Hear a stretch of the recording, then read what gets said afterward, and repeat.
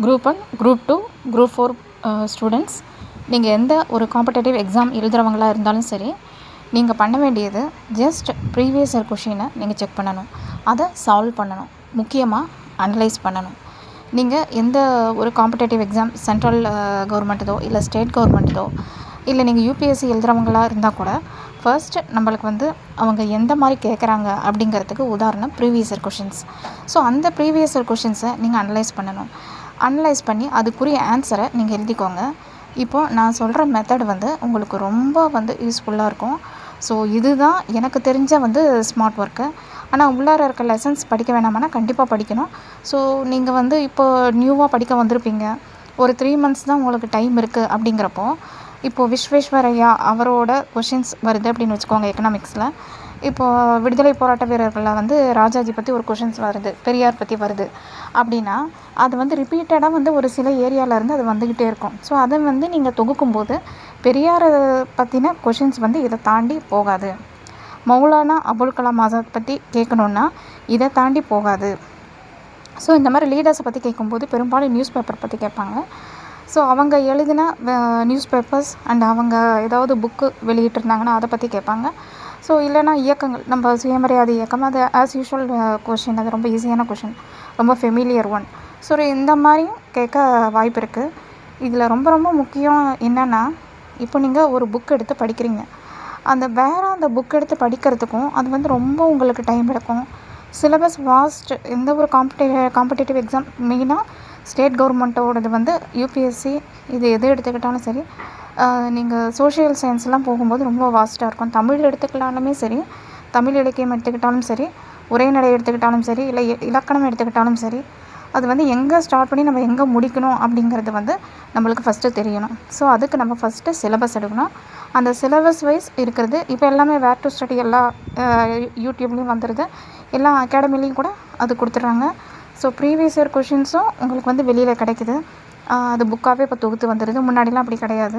நான் சொல்கிறது ஒரு 5 வருஷம் 6 வருஷத்துக்கு முன்னாடி அந்த இயர் இல்லைன்னா லாஸ்ட்டில் அந்த விஏஓ எக்ஸாமுக்கு ஒரு புக்கு போடுவாங்க. ஸோ அந்த புக்கில் மட்டும்தான் கிடைக்கும். அதர்வைஸ் நாம் கூகுளில் போய் டவுன்லோட் பண்ணி அதை ப்ரிண்ட் அவுட் போடுற மாதிரி இருக்குன்னு வச்சுக்கோங்களேன். ஸோ இப்போ நான் சொல்கிற வே ரொம்ப ஈஸி. ப்ரிலிம்ஸ் எழுதுறவங்களுக்கு நான் சொல்கிறது ரொம்ப ஈஸி. இப்போ நீங்கள் ஒரு சயின்ஸ் சோஷியலில் தமிழ்நாட்டு விடுதலை போராட்ட வீரர்கள் பற்றி படிக்கிறீங்க, இல்லை லீடர்ஸ் பற்றி இல்லை அதில் லீடர்ஸ் அதுலேயும் வருவாங்க. ஸோ ஐஎன்எம் படிக்கிறீங்க, இல்லை பொலிட்டிக்கல் சயின்ஸ் படிக்கிறீங்க அப்படின்னா முதல்ல அதிலேருந்து என்ன சிலபஸ் என்ன அப்படிங்கிறத ஒரு பேப்பரில் எழுதிக்கோங்க. அந்த நோட் உங்களுக்கு எப்படி இருக்கணும்னா ஸ்பைரலாக இருந்துச்சுன்னா உங்களுக்கு ரொம்ப யூஸ்ஃபுல்லாக இருக்கும். ஸோ இந்த நோட்டில் லாங் சைஸ் நோட்டில் எழுதும்போது நம்மளுக்கு என்ன அங்கே சஃபரிங் ஆகுதுன்னா, நம்ம டக்குன்னு வேறு ஒரு சப்ஜெக்ட் எழுதுவோம். இல்லை அந்த ஒரு சப்ஜெக்ட்லேயே எழுதியிருந்தாலும் அது எங்கே எழுதியிருக்கிறோம் என்ன தான் அனலைஸ் பண்ணி நம்ம நோட்டில் எழுதினாலும் என்னை பொறுத்த வரைக்கும் அது கொஞ்சம் உங்களுக்கு தேடுற மாதிரி தான் இருக்கும். நிறைய பேருக்கு பார்த்திங்கன்னா, நாளைக்கு இது படிக்கலான்னு சொல்லிவிட்டு நம்ம டெசிஷன் பண்ணி நாள் டெசிஷன் பண்ணி வச்சுட்டு எல்லாமே எல்லா ஐடியாவுமே பிளான் போட்டு தான் வச்சுருப்போம். நாளைக்கு டார்கெட் ஸ்டடி இதுதான், இது நான் பண்ணணும் அப்படின்னு சொல்லிட்டு அவர் கணக்காக நம்ம டைம் ஃபிக்ஸ் பண்ணி அதை பிளான் போட்டு வச்சுருவோம். மறுநாள் காலையில் அந்த நோட்டை தேடுவோம். இது உங்களுக்கு எல்லாருக்குமே இது அனுபவம் இருக்கும். ஏன்னா இப்போ சிலபஸ் வைஸ் போகும்போது ஹெட்டிங் நிறையா இருக்கும். இப்போ நீங்கள் சோஷியலையே எடுத்துக்கிட்டிங்கன்னா கூட எவ்வளோ ஒரு 80, எனக்கு தெரிஞ்ச ஒரு 80-90 ஹெட்டிங்க்கு மேலேயே கூட போகலாம். ஸோ அந்த மாதிரி இருக்கும்போது இப்போ நீங்கள் மூவலூர் ராமாமிர்தம் அம்மாள் அவங்கள பற்றி தேடணும் அப்படின்னாக்கா, பெண் தலைவர்கள் எங்கே எழுதியிருக்கு, இந்த நோட்டில் எழுதியிருக்கமா இல்லை இன்னொரு நோட்டில் எழுதியிருக்கமா அப்படிங்கிறது நம்மளுக்கு தெரியாது. ஸோ இதை தவிர்க்கிறதுக்காக சரி ஓகே அப்படியே கூட நீங்கள் லாங் சைஸ் நோட்டில் எழுதினா கூட, இப்போது ஃபார் எக்ஸாம்பிள் நம்ம சரி முத்துலட்சுமி ரெட்டி, இப்போ அவங்கள பற்றி ஒரு நோட்ஸ் எடுக்கிறீங்க. அவங்கள பற்றி நிறைய எழுதிட்டீங்க. ப்ரீவியஸ் இயர் கொஷினில் இருக்கிறது நீங்கள் எழுதலை. அடுத்தது நீங்கள் வேறு டாபிக் போயிட்டீங்க. அந்த டாப்பிக்லேயும் சிந்து சமவெளி நாகரிகம் எழுதுறீங்க. ஸோ அதுலேயும் எதையோ ஒன்று மிஸ் பண்ணிடுறீங்க. நம்ம நிறைய எழுதுவோம், பட் ஏதாவது ஒரு பாயிண்ட் மிஸ் பண்ணுவோம். ஸோ அந்த மாதிரி இருக்கும்போது அந்த விட்டு போன நோட்ஸை எங்கே எழுதுறது அப்படிங்கிறது நம்மளுக்கு தெரியாது. இதையெல்லாம் தவிர்க்கிறதுக்கு ஒரு ஸ்மார்ட் வழி இருக்குது. அது என்னென்னா, நீங்கள் A4 பண்டில் வாங்கி அதை ஹோல்ஸ் போட்டு வாங்கி வச்சுக்கணும். வச்சுட்டு அதை எம்டியாக ஸ்பைரல் போட்டு வச்சுக்கணும். நீங்கள் ஸ்பைரல் போட்டு வச்சுக்கிட்டிங்கன்னா அதை வந்து நீங்கள் என்ன பண்ணணுன்னா, எப்போ வேணாலும் எனக்கு தேவையானதை செப்பரேட் பண்ணி, இப்போ நான் தெரியாமல் இதில் பெண் தலைவர்கள் எழுதிட்டேன், இன்னொரு நோட்டில் பாதி இருக்குது, இந்த நோட்டில் பாதி இருக்குது. இப்போது வந்த கொஷின் பேப்பர் வந்து இந்த வருஷமெல்லாம் ஒரு 32 எக்ஸாம் நடக்குது. அதில் வந்த கொஷின்ஸ் வந்து டிஃப்ரெண்ட்டாக இருக்குது. அப்படிங்கிறப்போ எனக்கு அந்த நோட்டில் எழுதுறதுக்கு எனக்கு இடம் இருக்காது. அந்த மாதிரி சில ப்ராப்ளத்தை தவிர்க்கிறதுக்காக நான் இந்த மாதிரி வந்து ஹோல்ஸ் போட்டு ஸ்பைரல் போட்டு வச்சுக்கிட்டேன்னா, அந்த ஸ்பைரலை ஜஸ்ட்டு நான் ரிமூவ் பண்ணிவிட்டு அந்த பேப்பர்ஸை மட்டும் எடுத்து நான் இதில் அட்டாச் பண்ணிக்கலாம். ஸோ நம்மளுக்கு வந்து சொல்கிற ஸ்லோகன் வந்து உங்களுக்கே தெரியும், காம்படேட்டிவ் எக்ஸாம் படிக்கிறவங்க எல்லாருக்குமே தெரியும். லிமிட்டட் சோர்ஸ் மேக்ஸிமம் ரிவிஷன் அப்படின்னு சொல்லுவாங்க. ஸோ சோர்ஸ் வந்து நீங்கள் நோட்டை பார்க்கும்போதே நீங்கள் சைக்கலாஜிக்கலாக வந்து இது எல்லாருக்குமே நடக்கிற ஒன்று. நீங்கள் நிறைய செல்ஃபெல்லாம் அடுக்கி வச்சுருந்தீங்கன்னா அது வந்து உங்களுக்கு பார்க்கும்போதே ஐயோ இவ்வளோவா தெரியும், நம்மளுக்கு நம்ம படிச்சிட்டோம் அப்படிங்கிறது தெரிஞ்சாலுமே ஒன்று சர்ச் பண்ணுறீங்க அப்படின்னா, எடுக்கணும் ஒரு நோட் வேணும் அப்படின்னா அந்த நோட் எங்கேருந்து நீங்கள் போய் எடுப்பீங்க? நிறைய பேர் லேப்பில் வந்து டைப் பண்ணி படிக்கிறாங்க.